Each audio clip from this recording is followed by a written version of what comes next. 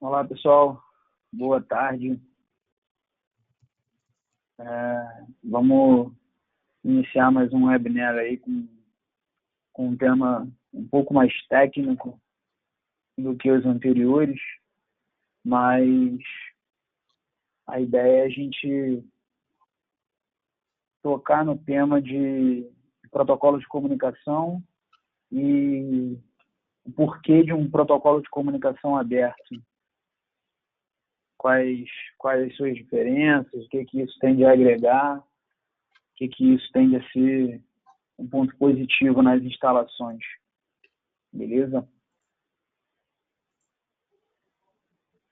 E como nos outros webinars, aqui no lado da direita, conseguem fazer perguntas através do chat, e aí o Felipe, que é o nosso suporte técnico em relação à ferramenta, aí vai ler os questionamentos para a gente tentar responder.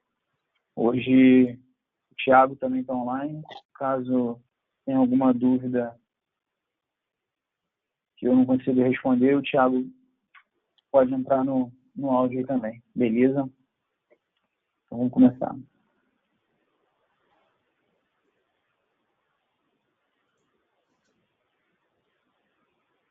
Meu nome é Renan, tenho 28 anos, estou na Johnson há quase 10 anos e já passei pela área técnica, área de gestão, supervisão, e agora eu estou como consultor técnico, dando suporte à equipe de vendas e à equipe técnica em relação às soluções de automação. Está aí o meu e-mail e o meu contato. Caso alguém precise fazer algum questionamento pós-apresentação ou queira alguma informação adicional, está aí à disposição. No final do slide eu também vou colocar os meus contatos aí para a pessoa que queira tirar um print, alguma coisa desse tipo. Nosso calendário, estamos chegando ao final desses webinars programados para o mês de abril. Hoje a gente vai estar falando de importância de protocolos de comunicação aberta. Semana que vem a gente vai falar de soluções para ambientes laboratoriais e linhas de controladores IP, segunda e quarta, se eu não me engano. Beleza? Fica o convite aí para, caso vocês tenham interesse nesses temas, virem participar do webinar. Um pouco do grupo Johnson Controls. Essas são as principais marcas que a gente tem disponível no nosso portfólio. No lado esquerdo é o portfólio de marcas que está abaixo da nossa equipe de produtos, né? Da divisão de produtos de automação. Metasys, Verasys, BC Pro, Facility Explorer e PEN. O BC Pro não está disponível aqui no Brasil, mas eventualmente, se vocês buscarem na internet, pode ser que apareça. É um CLP voltado mais para o mercado asiático. As linhas de controladores e periféricos, Metasys, Verasys e Facility Explorer. E a linha de periféricos PEN. Linha de periféricos PEN para um ambiente um pouco mais agressivo, mais voltado para a linha de refrigeração industrial. A gente tem temperaturas mais baixas, níveis de umidade mais elevados, sensores com um grau de proteção IP66, é onde se concentra essa linha que tem. Um pouco do legado Metasys fazendo 30 anos esse ano. Está previsto o lançamento do Metasys 11 agora para junho. A gente tem expectativas de manter essa data, mesmo dentro da pandemia que a gente está vivendo. A gente tem expectativa de manter essa data, mas é importante tocar nesse tema é o tempo de mercado que tem o Metasys. É um software com 30 anos de mercado, muito renomeado, com capilaridade em todo o Brasil. e a gente consegue, e mais para frente a gente vai falar um pouco do legado, né, da vida útil do sistema. Né? A gente inicialmente foi lançado em 1990, foi o Metasys de primeira geração, Metasys PMI, comunicando via ArcNet ainda, com supervisórios, gerenciadores, na linha de campo dos controladores, comunicando com o protocolo M2. É bom tocar nesse tema. Nessa época era um protocolo proprietário, o N2, como prática de mercado. Cada fabricante tinha o seu protocolo de comunicação. Em 1998, a gente lançou o M3 e o M5, que eram recursos gráficos para o Metasys PMI. Nessa época, a gente já implementava supervisórios, gerenciadores de rede comunicando via IP, e abaixo dos supervisórios, ainda os controladores de campo comunicando via N2. Em 2003, teve o lançamento da terceira geração do Metasys, que aí já com gerenciadores comunicando via IP, e abaixo dos seus gerenciadores, os controladores comunicando via BACnet MSTP. E hoje em dia a gente tem tanto o supervisório comunicando via IP, quanto os controladores de campo comunicando via HTTPS, né, os gerenciadores, de uma forma mais segura de mercado. Os controladores de campo comunicando via BACnet MSTP, via BACnet IP, para dar mais mobilidade e flexibilidade para os sistemas, né? É importante a gente ressaltar que, com todo esse avanço tecnológico que a Johnson sempre vem investindo em software, em controlador, em gerenciador, a gente ainda assim consegue absorver algo em torno de 80% a 90% de uma base instalada de 1990, por exemplo. Então, é um legado propriamente dito. A Johnson se preocupa com toda a base instalada que ela tem para não lançar um novo gerenciador, um novo equipamento, um novo software que obrigatoriamente você terá que dar um top-down em terá que fazer uma substituição de todos os itens que tem instalado na sua planta. Então, o investimento que foi feito lá em 1990, a gente ainda assim consegue transformar, consegue absorvê-lo, né? Para a gente não ter que ter um reinvestimento tão alto num upgrade. É o que a gente chama de upgrade simples e com menor custo, né? Com maior flexibilidade também. Um pouco da pirâmide dos produtos Johnson. Isso é uma pirâmide bem comum, é a divisão mais comum de mercado para sistemas de automação no geral, mas aqui no quarto nível, nos dispositivos de campo, a gente tem sensor de temperatura, sensor de umidade, fluxostato, sensor de pressão, isso comunicando da maneira mais convencional de mercado, via tensão, via corrente, resistência, e dessa forma pode ser absorvido em qualquer sistema de automação hoje existente, desde que os controladores tenham a possibilidade de ler tensão, corrente ou resistência. E a Johnson é fabricante de todo esse portfólio, né? Tanto de válvulas e atuadores a periféricos mais sensíveis, por exemplo, um sensor de temperatura para ambiente, com display, ajuste de set point, fabricação própria. No terceiro nível, a gente tem os controladores de campo, controladores esses comunicando via BACnet MSTP, que é o protocolo mais convencional.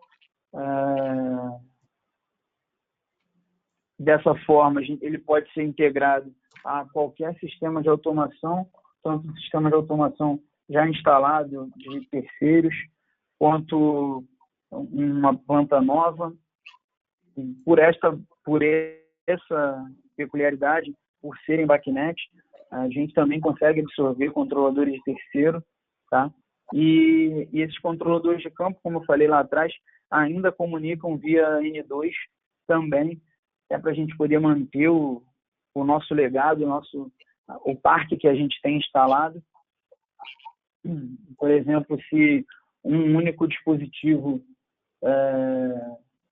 vira a queimar num tanque de 50 controladores, o cliente não vai ter necessidade de fazer a substituição de todos os controladores. A gente consegue fazer uma substituição pontual e vir fazendo retrofit e upgrades de maneira pontuais para até flexibilizar dentro do orçamento um upgrade de toda a planta. No segundo nível, os gerenciadores que também comunicam via BACnet, MSTP, via BACnet IP, tanto para ler quanto para exportar os pontos, e comunicam N2 para manter o legado que a gente tem de controladores instalados, e também comunicam via Modbus, via KNX, para fazer integrações de dispositivos que comunicam em outros protocolos. A ideia desse gerenciador é levar as informações de tudo que está acontecendo abaixo dele, de todos os seus controladores de campo, para o servidor. E no meu servidor é onde vai ficar o meu banco de dados com o meu SQL, armazenamento de trend, armazenamento de alarme, é onde fica também a minha IHM, onde minha equipe de operação fará ajuste de set point, ajuste de programação horária, uma IHM bem amigável e disponível tanto via celular quanto via tablet e computador, né? Como a IHM como a interface é via HTML5, então dá um pouco mais de possibilidades de acesso, não ficar restrito somente a computadores. Aí um pouco das possibilidades de conectividade com o sistema, né? Da esquerda para a direita, um exemplar de um medidor de energia comunicando via Modbus IP, por exemplo, um gerenciador com os multiprotocolos que ele comunica, BACnet, Longworth, Modbus, KNX, MBus, são todos protocolos de comunicação. Aí um gerenciador comunicando via BACnet e MSTP, tanto com dispositivos Johnson quanto com dispositivos de terceiro.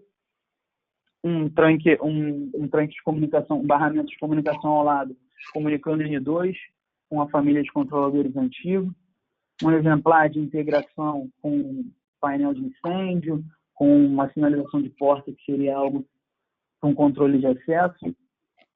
E a linha de controladores IP da Johnson, como eu comentei lá atrás, a gente tem uma linha de controladores IP e a gente pode fazer com que esses controladores se comuniquem na rede Ethernet ou na topologia estrela, ou na topologia Daisy Chain, ou na topologia ANEL também, né? Ao lado, uma sinalização de integração com um sistema de iluminação, por exemplo. Nós tem integração nativa com alguns sistemas de iluminação. E ao lado sinalizando uma integração com gerenciadores de terceiros comunicando via BACnet e IP. E nosso gerenciador, como a gente comentou no webinar de ontem, né, falamos bastante sobre a API. A gente tem uma API aberta para o servidor para fazer interface de comunicação com diversos sistemas, com analíticos, por exemplo, com Power BI, com Tableau, ou com softwares terceiros para trazer mais agilidade para o sistema. E a interface de utilização, né, via web. Agora vamos entrar no tema do webinar. Aí a agenda que a gente vai seguir. A gente vai falar de novo, né, sobre a arquitetura de um sistema de automação, para a gente entender o que é um barramento, o que é um trunk, como que se comporta, falar o que são os protocolos de comunicação, propriamente dito, o que é um protocolo de comunicação, para que ele serve, os benefícios de um protocolo de comunicação aberta, os principais protocolos e fazer um comparativo entre BACnet e Modbus, que no decorrer da apresentação a gente vai ver que são os pontos principais, são os protocolos principais. A gente fazer uma conclusão e abrir o chat aí para dúvidas, caso o pessoal venha ter algum questionamento. Beleza? Antes da gente falar sobre a estrutura de rede, achei legal trazer um dado da BSRA, que é uma empresa de consultoria, e em 2016 foi feito esse levantamento em relação a produtos comercializados, a controladores comercializados. O percentual de venda em cima de controladores para automação predial. E em 2016, cerca de 80% dos controladores que eram vendidos no mercado de automação predial já eram BACnet, já era comunicando via BACnet, MSTP nesse caso. 14% era Modbus, 5% Longworks e 1% protocolo proprietário. Então, por mais que a gente fale bastante sobre isso, a gente ainda tem no mercado empresas que comercializam equipamentos com protocolos de comunicação proprietário. E aí, é importante falar que esses dados são referentes a controladores de campo para automação predial, né? Aí não está incluído CLPs industriais ou equipamentos de medição de energia, por exemplo, como um medidor de energia, disjuntores, chaves seccionadoras, algo desse tipo. Então, legal mostrar a força do protocolo BACnet e o quão importante ele é para a automação predial. Aí, a estrutura de rede, né? A gente tem aí centralizado, escrito metas, um gerenciador de rede comunicando via Modbus e BACnet MSTP. E aí pode ver o barramento em azul, e embaixo tem a descrição do tipo de cabeamento que normalmente é utilizado e algumas características para essa comunicação. Percebe que é similar a um varal, que a gente chama, né? Sai um cabo e ele vai passando, ele vai entrando e saindo de todos os controladores. A mesma coisa no Modbus RTU, sai um cabeamento que vai fazer um varal em todos os dispositivos que comunicarem via Modbus. Um exemplar mais acima à esquerda de um medidor de energia, por exemplo, comunicando via Modbus TCP/IP. A gente teria um cabo de rede indo conectado direto ao medidor de energia. E simulações de controladores comunicando via BACnet IP, né? O último controlador à direita seria uma topologia em estrela, que é um único ponto de rede para um controlador. E nessa topologia em anel aí, seria como um switch da Cisco, que é um switch que está homologado no nosso sistema para funcionar em anel, que a gente chama, que o próprio switch faz esse roteamento entre os controladores.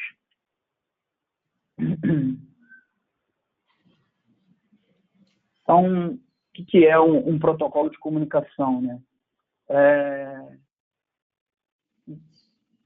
Como o descritivo é um conjunto de normas e informações que estão obrigadas a cumprir todos os dispositivos, todos os equipamentos e programas que quiserem intervir numa rede para comunicação de dados.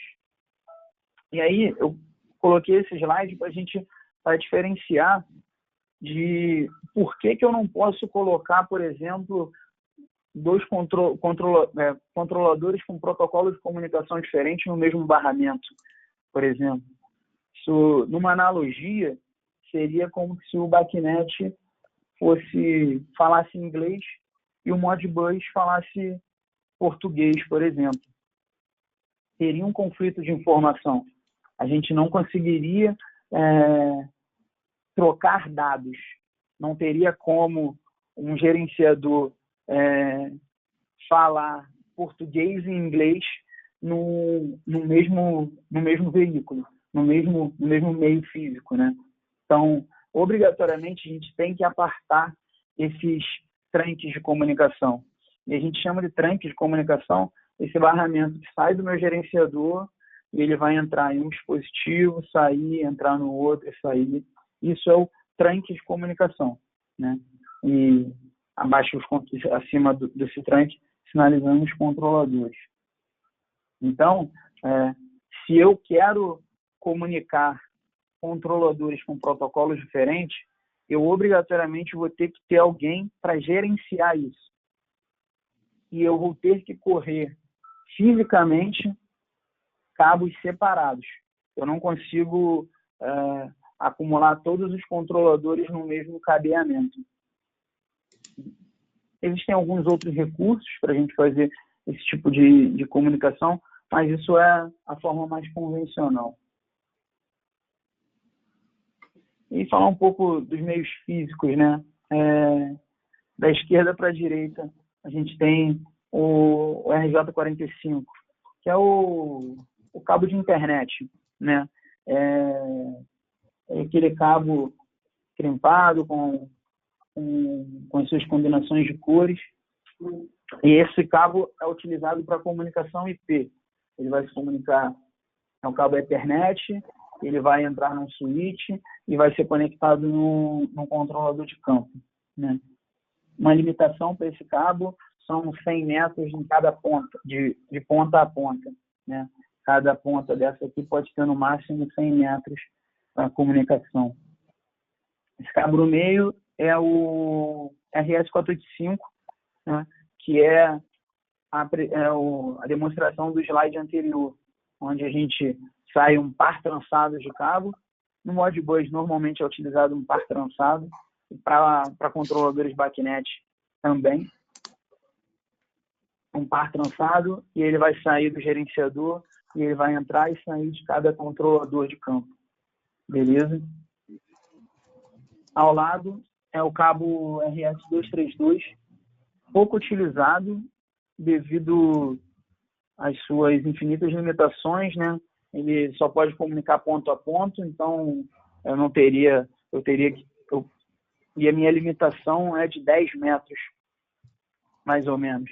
Então, e é bem pouco utilizado essa aplicação.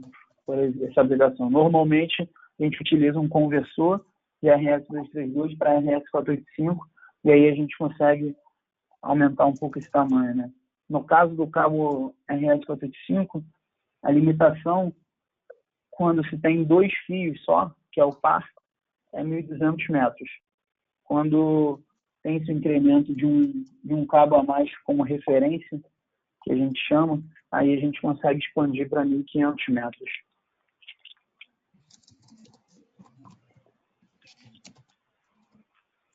Quais são os benefícios de eu ter esse protocolo de comunicação aberta, né? Para que a gente venha entender o que é o protocolo de comunicação, vamos falar um pouco dos benefícios da gente ter todo mundo falando a mesma língua, por exemplo, né? O primeiro ponto, eu acredito que seja o ponto mais importante, é a proteção do investimento.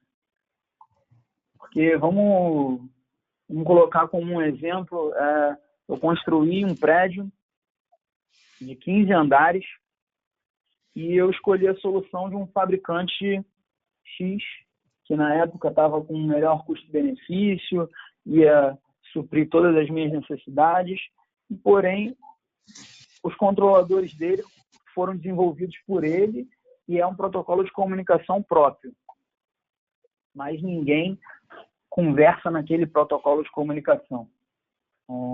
Eventualmente, 5 anos depois, esse fabricante ou descontinua o produto, ou então a empresa fechou, a empresa faliu, encerrou as atividades com aquela linha de produto, e você que construiu um prédio de 12 andares está querendo colocar mais um andar, subir mais 2 andares, ou reformar um pavimento, e aí você vai ter a necessidade de colocar mais controladores de automação.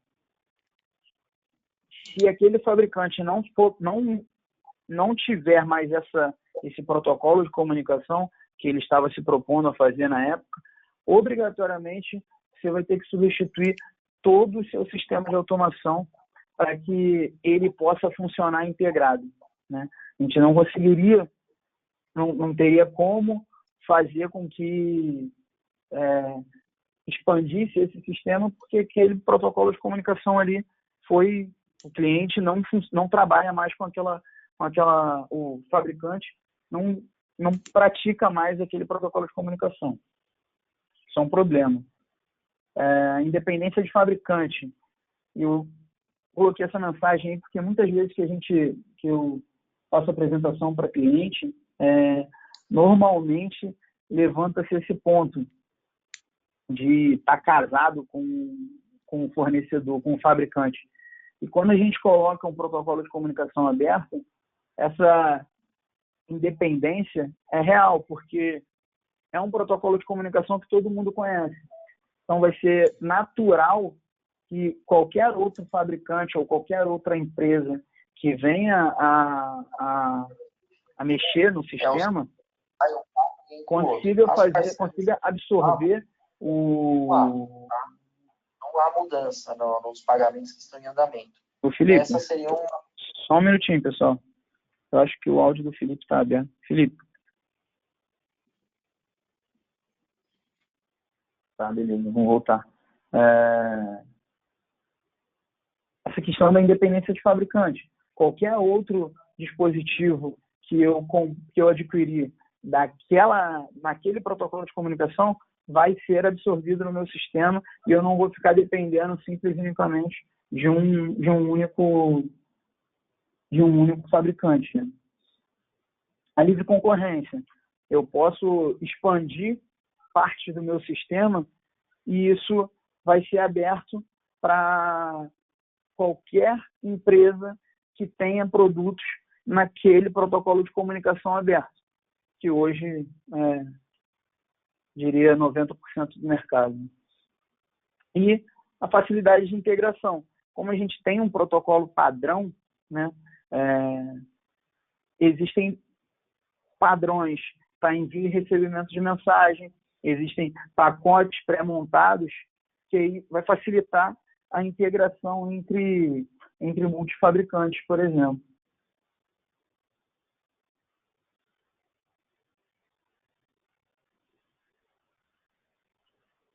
E aí os principais protocolos, né, de comunicação que a gente vê de maneira mais comum, né, BACnet, aí na versão MSPP ou IP, MSPP é com o cabo RS485, IP é com o cabo RJ45, que a gente comentou lá atrás.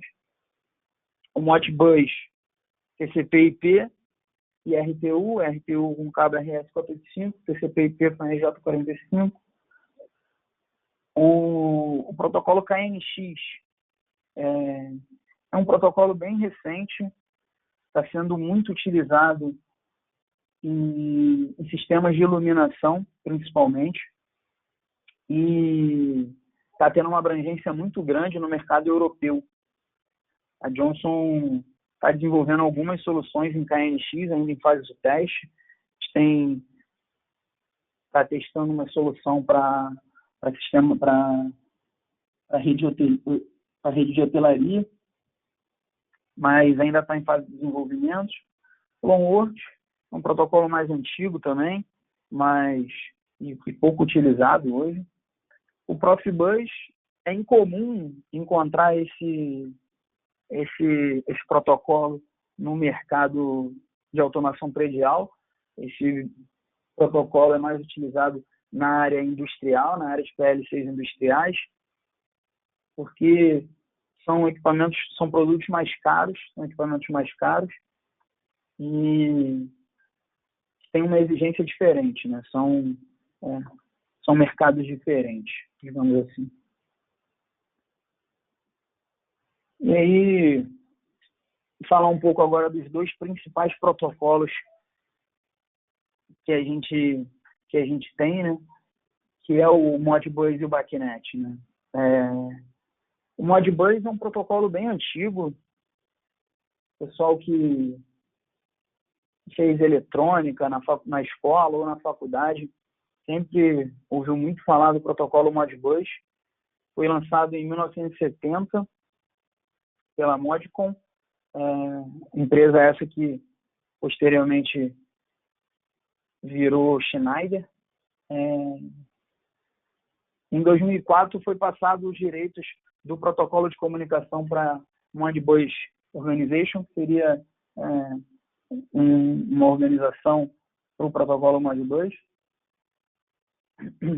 E o objetivo dele, lançado lá atrás, era facilitar a comunicação entre controladores, através da interpretação de sinais 0 e 1.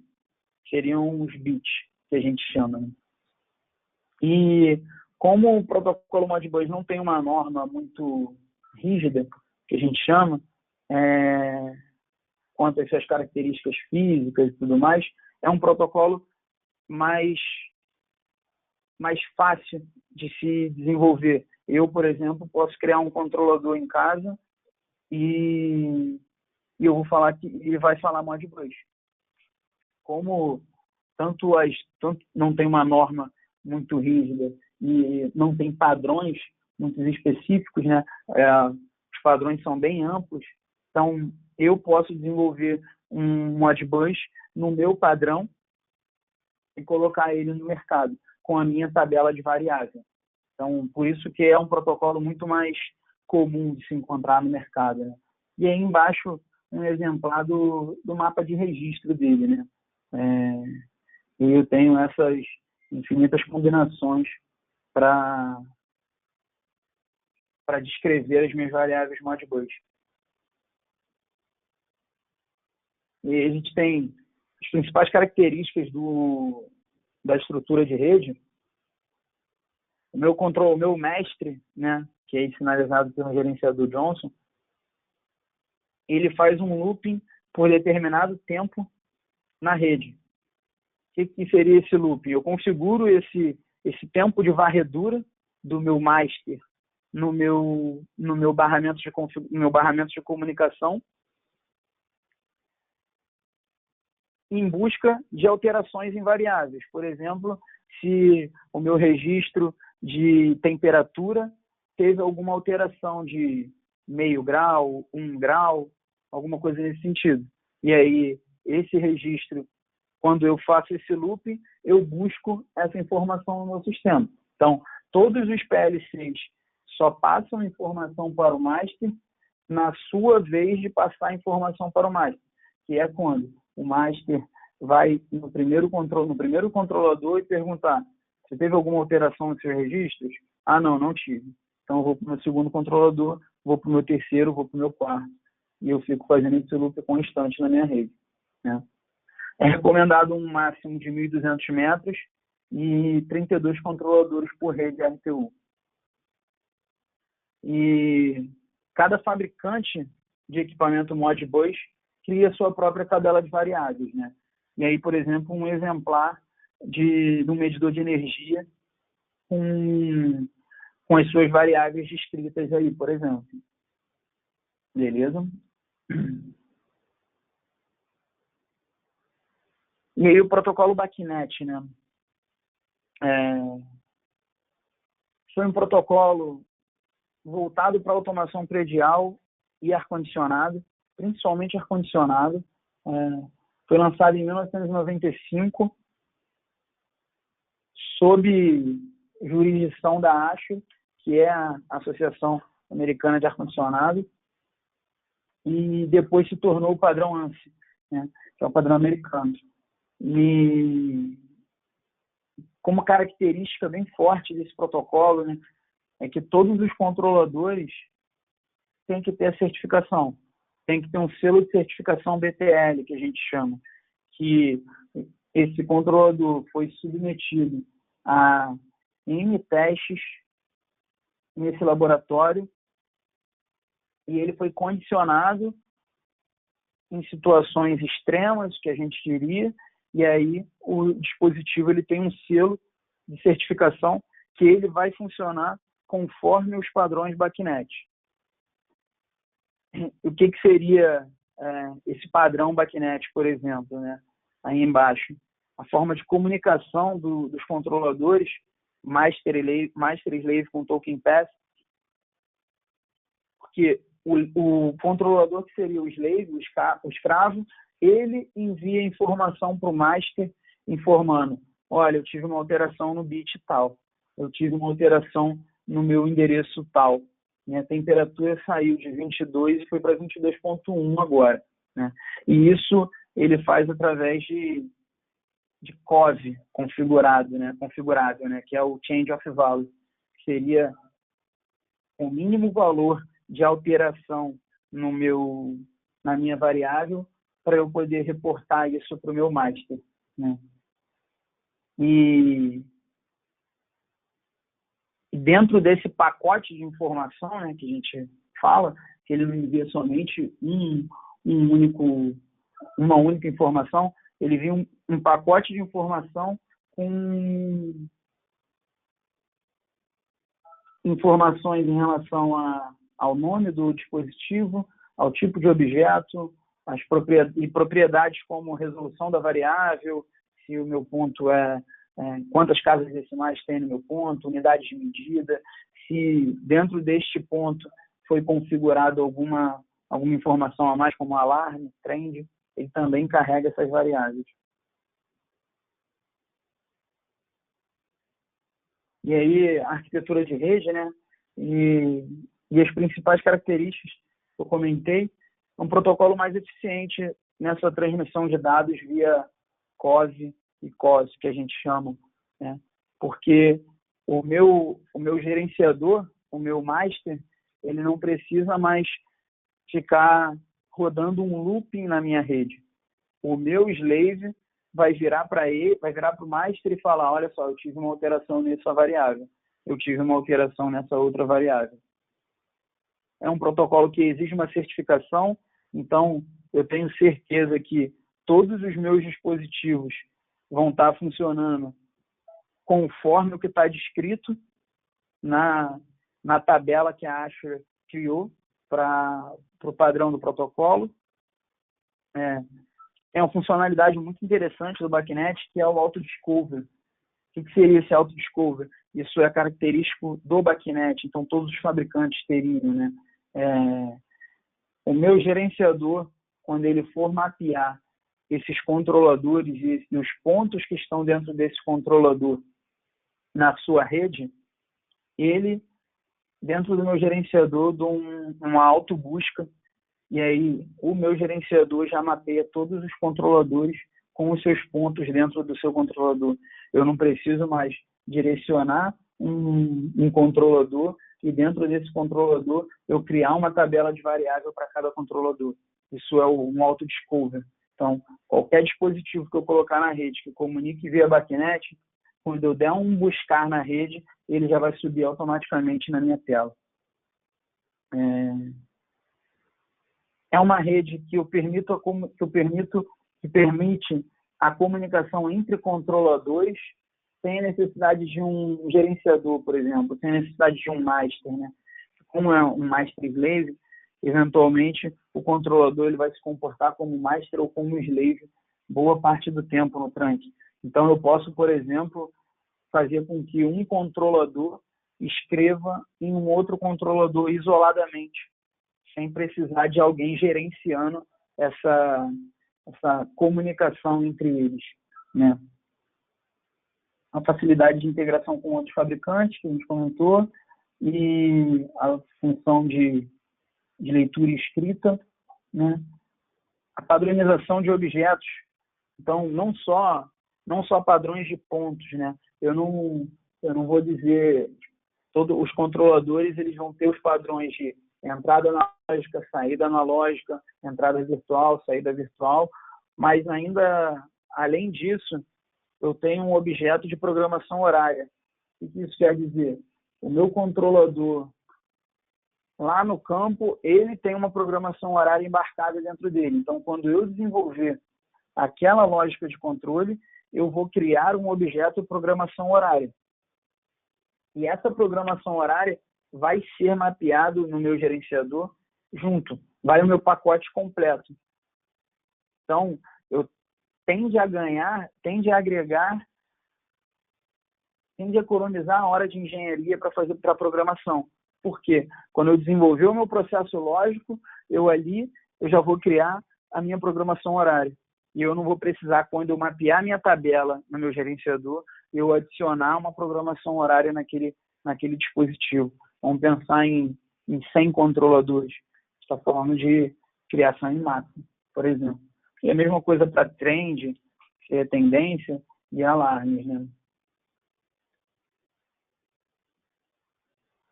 E aí a gente faz um comparativo, né? A gente está falando do BACnet, do Modbus, mais especificamente, um comparativo entre os dois protocolos, um benchmark entre eles, né?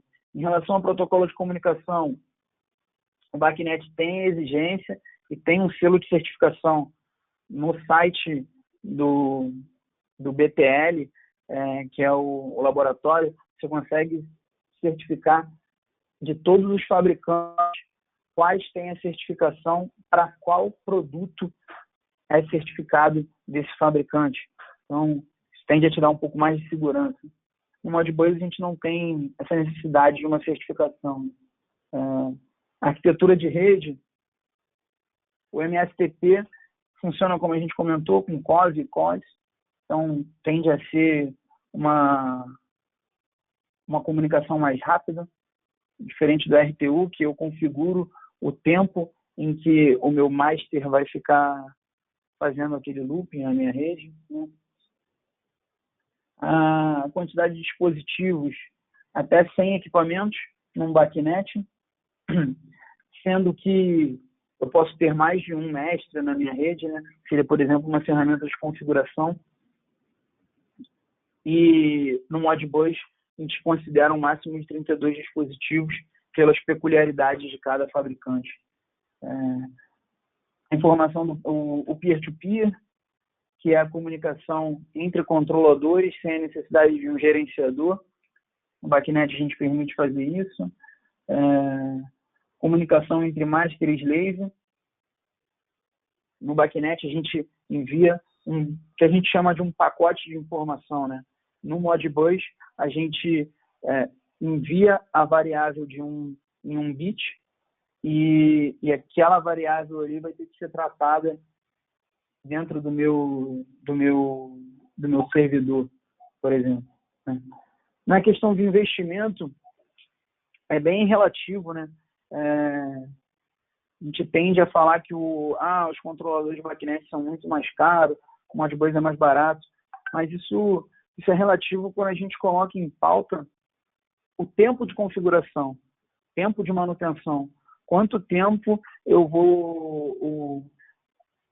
o meu time de engenharia vai gastar executando uma obra com controladores comunicando via BACnet, quanto tempo de engenharia a minha equipe vai gastar fazendo um sistema, uma rede Modbus, né? Prioridade de comando. O BACnet tem essa característica também. Eu consigo dar prioridades para cada tipo de comando. Consigo escrever um comando forçado para bypassar, por exemplo, um comando de uma lógica ou de uma programação horária, como um recurso de segurança, né? Em relação à tecnologia, a gente está falando de um protocolo bem mais recente, né? Então, tem acompanhado o que a gente tem de mais inovador na área, né? E tem o suporte da ASHA, que é a principal órgão regulamentador da área, né, de ar-condicionado. E para a gente encerrar, o que seriam os pontos principais da gente olhar para um protocolo de comunicação aberto? E, mais importante ainda, né, a gente exigir um nível de qualidade desse protocolo de comunicação. Primeiro, que a gente comentou em relação a instalação, manutenção e operação. Quanto tempo vai requerer da minha equipe de manutenção, da minha equipe de operação, da minha equipe de instalação, a utilização do protocolo Modbus e a utilização do protocolo BACnet. Se a gente for colocar isso em pauta, a gente vê que o protocolo BACnet tende a ser mais barato em relação ao protocolo Modbus, né? Proteção do investimento. Por mais que a gente esteja falando de um protocolo novo, relativamente novo, né, 1995, hoje o mundo inteiro utiliza esse protocolo. Então, previsão de uma possível descontinuidade ou de parar de utilizar esse protocolo é quase que zero. A gente está falando de um protocolo que é conhecido mundialmente, né? Confiabilidade.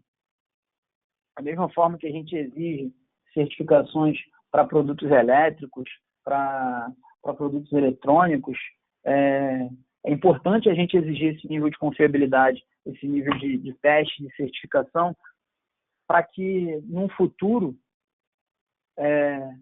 se tem a certificação, se ela tem esse padrão, se está sendo padronizado, eu sei que daqui a 10 anos eu vou ter aquele nível de certificação ali e eu vou conseguir reaproveitar tudo que foi, todo o meu investimento lá atrás, entendeu?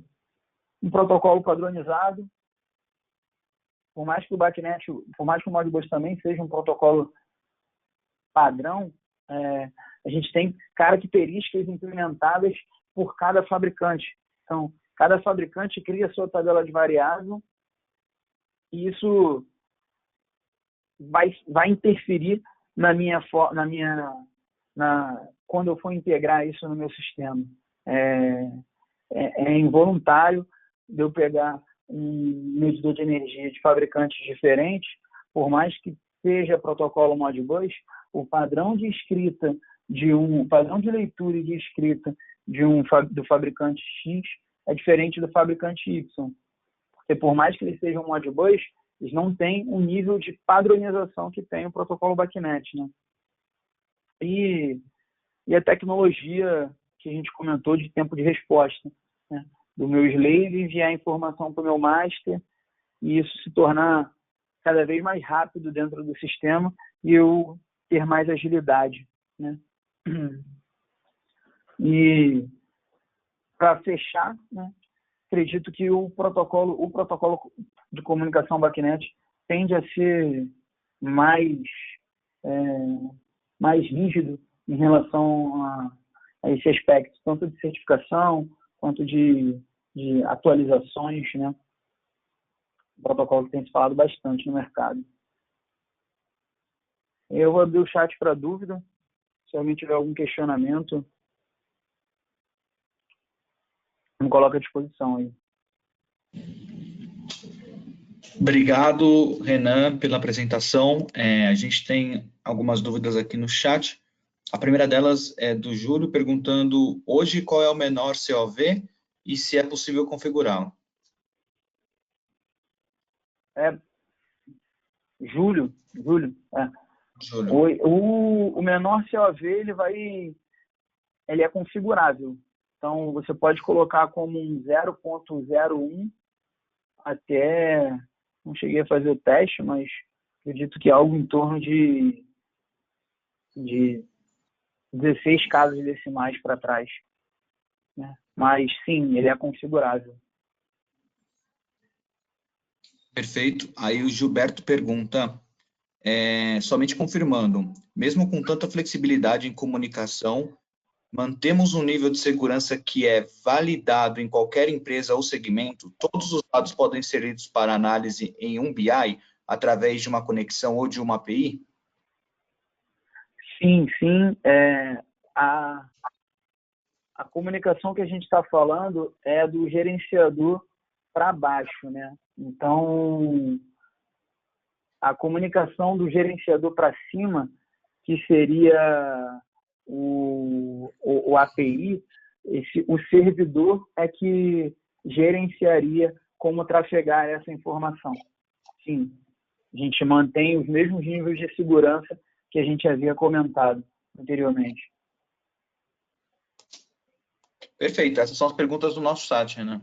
Pode fazer o seu encerramento. Beleza. Uma informação adicional aqui é que, em relação à pergunta anterior, né, quanto menor o COSE, maior o tráfego de informação na rede, né? Isso é uma informação importante, né? Eventualmente, quanto menor o COSE, né, maior a quantidade de dados que vão estar sendo trafegados na rede. Isso tem que ser isso é uma informação para levar-se em consideração em relação ao tranque de comunicação que a gente estiver fazendo. Então, beleza, pessoal. Obrigado pelo tempo de vocês. Obrigado pela disposição. Aí está o nosso LinkedIn, que é o LinkedIn da América Latina, da divisão de controles. E aí a gente tem postado todos os webinars e algumas outras informações em relação à nossa linha de produtos, tá? Se vocês puderem seguir a página. E aí os nossos próximos webinars. Beleza? Obrigado e até mais. Obrigado, Renan, pela apresentação. Convido a todos a responderem a nossa pesquisa de satisfação, que serão encaminhadas nos próximos dias, sobre este webinar, e o convite também fica aberto para vocês participarem de todos os outros que a gente tem. Fiquem atentos no nosso LinkedIn, que é onde a gente está divulgando os links de inscrições e as imagens para que vocês consigam aproveitar e participar dos próximos webinars que a gente tem aí até mais ou menos no meio de maio, tá? Muito obrigado a todos, obrigado, Renan, e a gente se vê nos próximos webinars.